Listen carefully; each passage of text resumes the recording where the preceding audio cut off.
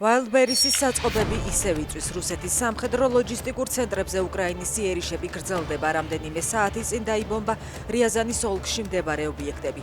ბოლო ერთი კვირის განმავლობაში ეს Wildberries-ის ინფრასტრუქტურაზე მეათე წარმატებული დარტყმაა. უკრაინულმა დრონებმა დაარტყეს რიაზანის ნავთობგადამამუშავებელ ქარხანასაც. ინიციატივა პუტინის ხელში აღარ არის, აცხადებს უკრაინის პრეზიდენტი Fox News-თან ინტერვიუში. თეთრ სახლში გამართული შეხვედრით ორივე ლიდერი კმაყოფილია. ტრამპისა და ზელენსკის მოლაპარაკებების მთავარი საკითხები პატრიოტის რაკეტსაწინააღმდეგო სისტემების სალიცენზიო წარმოება და დიპლომატიური პროცესის გააქტიურება იყო. უკრაინის პრეზიდენტის ვიზიტი შტატებში რუსეთის წინააღმდეგ ახალი მკაცრი სანქციების კანონპროექტის მხარდაჭერას დაემთხვა. ზელენსკის 60-ზე მეტ სენატორს შეხვდა და მადლობა გადაუხადა.